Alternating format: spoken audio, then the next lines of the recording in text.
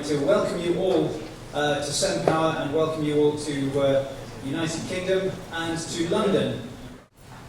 So I should introduce myself first of all. I'm Robert McCaffrey. I'm the convener of the conference.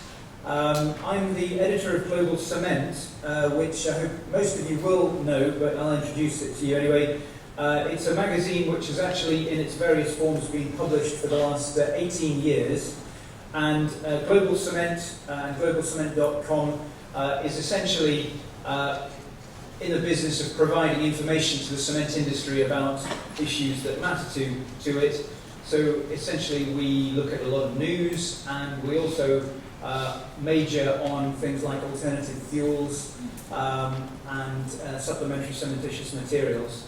We try and do as many country reports as we possibly can, and we try and publish timely and hopefully new technical information as well.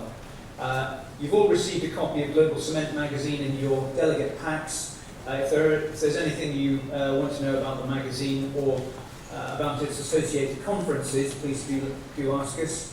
As I mentioned, we also organise a number of conferences, one of which is Alternative Fuels Conference, which is very popular and annually attracts probably 150 or 200 people even to discuss alternative fuels.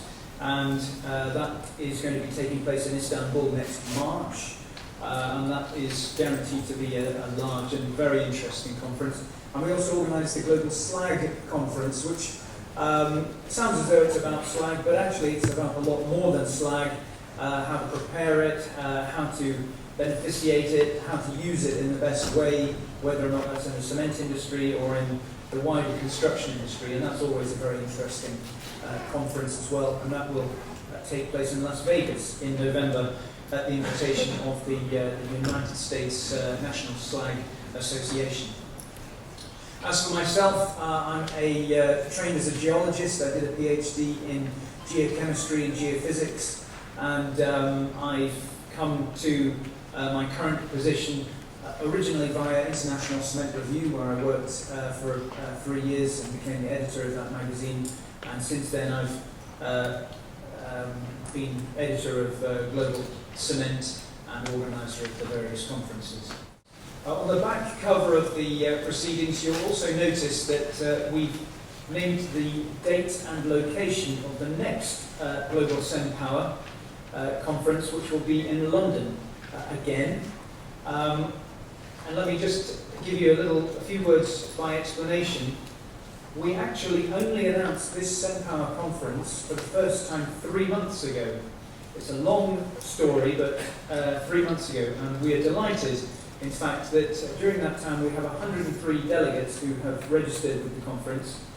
And in fact, we had to shift the location of the conference from the first location that we had booked because we outgrew that. This is certainly more people than we had expected. We're really delighted to see so many people here. The next conference, we don't know whether or not we will get 50 people, 100 people, or 150 people. So having it in London again means that we can very effectively control the size of the venue and make sure that it actually happens. And we hope that with a year's forewarning that we will once again get a very good turnout. So as I mentioned, we have 103 delegates from 25 different countries. Unfortunately, the gentleman from Iran was put in under the UK, but I'm taking him back out from the UK and putting him into Iran. So we do have 25 different countries represented. We have 16 presentations over our 2 days of conference. Plenty of networking and business opportunities throughout the time that you're here, and also hopefully time for socialising and sightseeing. If there's anything that we can do to help make your conference more effective or more enjoyable, please do let us know as soon as possible. I remember one of our conferences, somebody came along to the end and said the screen was too low. He came along and told me at the very, very end of the conference, and I said, well, if you had told me at the beginning, I could have helped you, but I can't do anything about it when the conference is over. So please do let us know if there's anything that we can do. If it's too hot, too cold, do let us know. Now, I do also, just before we start, I want to tell you a few give you a few words about this amazing venue, which I think is possibly the fanciest place that we've ever staged one of our conferences in. So we're in the Salters Company, and the Salters Company ranks 9th in the order of the 12 great livery companies. Its origins predate 1394, when King Richard II granted a license to found a fraternity named the Guild of Corpus Christi in the Church of All Hallows, Bread Street.